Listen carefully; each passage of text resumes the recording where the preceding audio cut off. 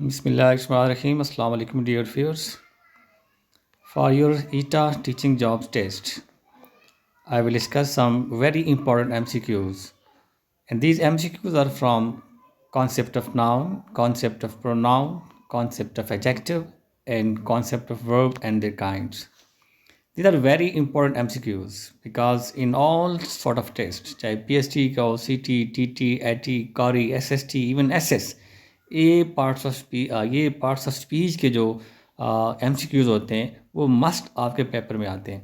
तो I will not only discuss the MCQs, I will not only tell you the right option, but I will also discuss the logic, the concept behind that. That is the original thing. असल चीज़ आपका concept है. अगर आपका concept clear है then you can attempt any kind of MCQ. सिर्फ ये नहीं है कि बस आपको राइट ऑप्शन बता दिया, this is the right option, why this is the right option, ये पता होना चाहिए. Okay, let's get started. In MCQs को लास्ट तक देखना है, ये बहुत इंपॉर्टेंट MCQs हैं और आपके आने वाले टेस्ट में ये आपको हेल्प करेंगे. और जितने भी इंग्लिश के MCQs होते हैं वो 70-80% ये पार्ट्स ऑफ स्पीच बेस्ड होते हैं. और चूँकि हमारे कॉन्सेप्ट क्लियर नहीं होते, इवन आफ्टर डूइंग BS और masters in English, our concept about this very basic things are not clear, so we can't attempt these MCQs. Number 1, identify the proper noun in the following sentence. ये पहली video है. तो daily base पे मैं MCQs discuss करता रहूँगा, parts of speech based, tenses based, kinds of adjectives based, phrase and clause based, conditional sentences based. ये ज़रा सिंपल हैं. इसके बाद जो नेक्स्ट होंगे ज़रा मुश्किल होंगे. इस तरह सिंपल, फिर थोड़े टफ, फिर वेरी टफ, ताकि आपको आसान से ज़रा मुश्किल की तरफ लेकर जाऊँ. Shakespeare wrote many famous plays. What are you supposed to do? You have to identify proper noun. Proper noun क्या था? Name of any specific person. तो इस सेंटेंस के अंदर शेक्सपियर प्रॉपर नाउन है. क्यों? Shakespeare is the name of a specific person. तो जब हम वैसे कॉमन, इस पर भी मेरे काइंड्स ऑफ नाउन्स पे भी मेरी वीडियो, लास्ट वीडियो इसी पे है, वो आप डिटेल से देख सकते हैं अपना कॉन्सेप्ट क्लियर करने के लिए. लेकिन साथ साथ मैं यहाँ भी लॉजिक बताता रहूँगा कि Shakespeare is the name of person. Person, name, अपना पर्सन, बॉय, मैन, ये कॉमन नाउन है. अगर हम इनका कोई if you name somebody then that will be proper noun. इस सेंटेंस में शेक्सपियर जो कि राइट ऑप्शन है. Number 2, choose the collective noun in the sentence. Collective noun क्या होता है मैं पहले बता देता हूँ ताकि आप खुद ही आइडेंटिफाई कर लेंगे. Collective noun is the name of group of things of same class. जब बहुत सारी सेम क्लास की, सेम कैटेगरी की चीज़ों का कलेक्शन होता है, but that is considered as one. वो उसके साथ सिंगुलर वर्ब लगता है, उसे हम वन कहते हैं, एक तस्वर करते हैं. तो ऐसे नाउन को कलेक्टिव नाउन कहते हैं. तो the committee has decided to postpone the meeting. इसमें collective noun it's very obvious. I have discussed the logic. Committee is collective noun. It's a group of person, 5, 6, 7, 8 लोग मिल के, दैट इज़ वन कमेटी. और committee is singular noun. इसके साथ हम singular verb use करते हैं. कमेटी इज़, कमेटी है, जैसे यहाँ पे भी लिखा हुआ है. तो है तो इससे बहुत सारे लोग हैं, लेकिन it's a collection of persons. It is considered as one. Next, identify the abstract noun in the following sentence. Abstract noun क्या होता है? और एब्स्ट्रैक्ट नाउन होता है an abstract idea, any concept, a noun that cannot be touched, that cannot be seen, जिसे आप देख नहीं सकते, उसकी कंक्रीट फॉर्म नहीं होती. Just an idea, a quality, feeling, action, any concept, इसको हम कहते हैं एब्स्ट्रैक्ट नाउन. इस सेंटेंस के अंदर honesty is the best policy. Honesty ये भी एब्स्ट्रैक्ट नाउन है और पॉलिसी भी एब्स्ट्रैक्ट नाउन है. पॉलिसी भी जाहिर है कोई ऐसी चीज़ नहीं है जिसे आप देख सकें, टच कर सकें. ऑनेस्टी क्वालिटी है, policy is also an idea, a concept. तो these two are abstract nouns. Next है number 4, select the correct pronoun to complete the sentence. Neither of the boys brought dash book to class. ये आपने correct pronoun लगाना है. Neither of the boys. When a sentence starts, I have discuss subject verb agreement. Detail से मैंने इनको discuss किए, वो video में इस लिंक में दे दूंगा, वो वीडियो भी आप देख लें, बड़े इंपॉर्टेंट होते हैं सब्जेक्ट वर्ब एग्रीमेंट रूल्स. तो मैंने दो पार्ट्स में मोर देन 25 रूल डिस्कस किए और सब्जेक्ट वर्ब एग्रीमेंट पे भी मैं एमसीक्यू डिस्कस करूँगा, लेकिन ये बहुत इंपॉर्टेंट और ज़्यादा एमसीक्यू इसमें से आते हैं. Neither of the boys, when a sentence start with neither और either then the verb will be singular. ये रूल है. Neither of the boys brought his book to class. यहाँ पे देयर नहीं होगा, आमतौर पे बॉयज़ है, बॉयज़ के साथ देयर होना चाहिए. No, when the sentence start with neither or none of the boy, then the verb will be singular. Neither of the boys brought his book to class. Number 5, choose the correct reflexive pronoun for this sentence. What is reflexive pronoun? Reflexive pronoun reflect the action back to the subject, and both subject and object are the same. When in a sentence,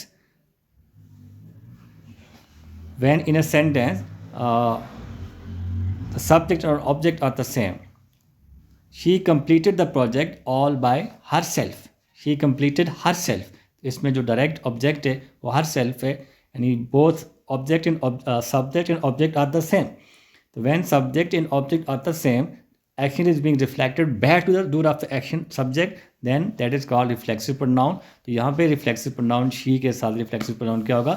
She completed the project all by herself. herself ये reflexive pronoun है. इस पर भी detail से video आप देख सकते हैं. अगर आपको डिटेल कॉन्सेप्ट चाहिए तो pronoun and kind of pronoun की वीडियो भी आपको इसी वीडियो की डिस्क्रिप्शन में मिल जाएगी. Number 6, identify the indefinite pronoun in the sentence. Everyone should complete their assignment on time. यहाँ पे indefinite pronoun क्या होता है? That indefinite pronoun does not refer to any specific person. किसी खास पर्सन की तरफ रेफर नहीं करता. तो यहाँ पे everyone ये जो है indefinite pronoun है, that is not definite, not specific, refers to anyone. So everyone should complete their assignment on time. So everyone is indefinite pronoun in the sentence. Number 7, select the correct verb to complete the sentence. The birds, it's very simple. The birds stay high in the sky. The birds plural subject है, plural noun है, तो we will have verb V1. The birds fly high in the sky. It is tense based MCQ. The birds fly. The bird होता, फिर the bird flies होता. Birds plural noun है, तो इसके साथ हम सिंगुलर वर्ब लगाएंगे. That will be fly. Fly high in the sky. It's simple I think. Choose the correct verb form. She dash the market every Sunday. Again tense based. When we talk about routine life, a thing that happens daily on daily basis, we use simple present tense. She goes to the market every Sunday. ये इसकी routine है. तो हर Sunday को, every Sunday जब use हुए, it mean this is permanent routine life. When we talk about something which is permanent, then we use simple present tense. Every day, every Sunday, daily, always, frequently, often, इस तरह के adverbs जब use होते हैं, then we use simple present tense. That is routine life और something which is permanent. Identify the helping verb in the sentence. Again, it's very simple. Helping verb, help the main verb in completion of meaning. Helping verb होते हैं. He has been working on this project for months. Has been ये helping verb है. जो working main verb है उसके साथ help कर रहे हैं. Has been, इनको helping verb भी कहते हैं, इनको auxiliary verb भी कहते हैं. Number 10. Select the adjective in the following sentence. इसमें adjective कौन से sentence हैं? Adjective is a word that says something, that tells something more, that modify a noun or pronoun. Adjective की डिटेल वीडियो भी मैंने शेयर की हुई है, आप उसको देख सकते हैं कि एडजेक्टिव क्या होता है, एडजेक्टिव की काइंड्स क्या होते हैं, एडजेक्टिव का ऑर्डर क्या होता है, एडजेक्टिव की डिग्रीज क्या होती हैं. ये सारी डिटेल सी वीडियो वो मैं कोशिश करूँगा इसी वीडियो के डिस्क्रिप्शन में भी ये वीडियो देखें अगर आप अपना कॉन्सेप्ट क्लियर करना चाहते हैं. बहरहाल मैं MCQs और बहुत ज़्यादा इन पार्ट्स ऑफ स्पीच पे डिस्कस करूँगा ताकि आपका कॉन्सेप्ट क्लियर हो जाए. The beautiful garden was full of colourful flowers. तो दो नाउन है तो उसके साथ दो एडजेक्टिव भी हैं. गार्डन नाउन है तो ब्यूटीफुल, ये उसको मॉडिफाई कर रहा है, उसको उसकी क्वालिटी बता रहा है, तो ये ब्यूटीफुल एडजेक्टिव है. फिर फ्लावर्स ये नाउन है तो कलरफुल, फ्लावर्स को मॉडिफाई कर रहा है, फ्लावर के बारे में इंफॉर्मेशन दे रहा है. तो there are two noun and two adjective, beautiful and colourful. These two are adjective in this particular sentence. 11. Identify the degree of comparison in the sentence. So degree of comparison, we have 3 degrees of adjectives: positive, comparative, and superlative. For example, good, superlative, better, comparative and best, ये superlative degree है। तो कौन सी degree है इसकी adjective की comparative? This is the most interesting book I have ever read. तो superlative degree use हुई है इंटरेस्टिंग की, interesting, more interesting, most interesting.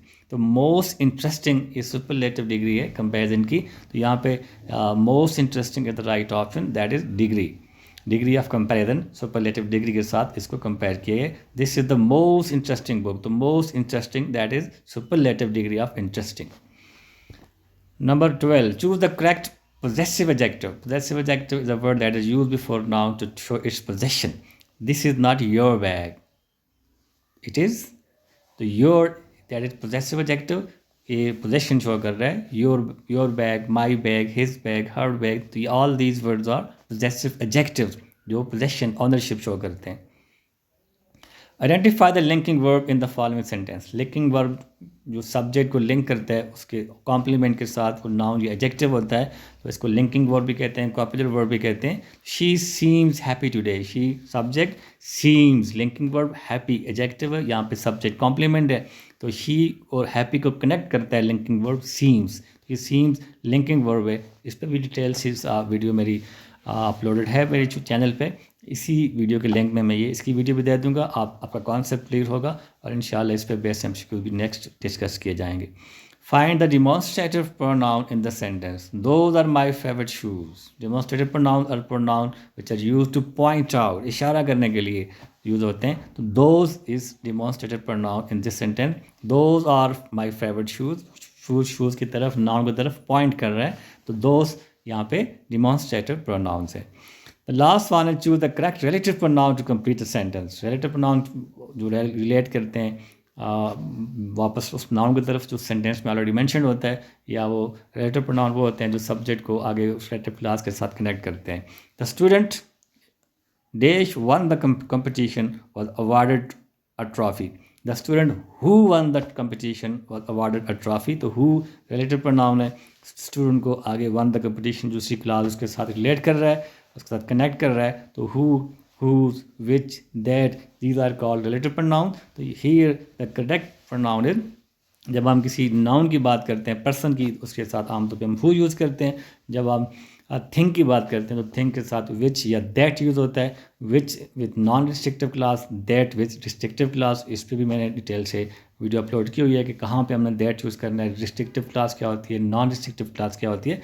But these were 15 MCQs, simple MCQs based on noun, pronoun, adjective and adverb. Inshallah, in the next video, I will discuss some more MCQs with logic, with concept based on different parts of speech, different kinds of sentences, tenses, conditional sentences, phrases, kinds of phrases, clause, different kind of clauses, and active passive, direct indirect. यही syllabus होता है हमारे किसी भी test का, जो PST का, CT का, ITT का। तो ये सीरीज़ इंशाल्लाह आपके टेस्ट तक जारी रहेगी। इन MCQs को देखें, आपको बहुत फ़ायदा होगा। And if you want to prepare with me, with my team of professional experts, then you have to just send me on my number आपको शो हो रहा है, इस पर अपना नाम, अपने शेयर का नाम, पोस्ट भेजें। आपको सिस्टमैटिक प्रिपरेशन पैकेज में शामिल किया जाएगा और आपकी जूम पे लाइव क्लासेस होंगी और व्हाट्सएप ग्रुप में डिस्कशंस वगैरह, मटेरियल, टेस्ट चीज़ें प्रोवाइड की जाएंगी। तो that's all for today, see you in the next video. Thank you very much, अल्लाह हाफिज़।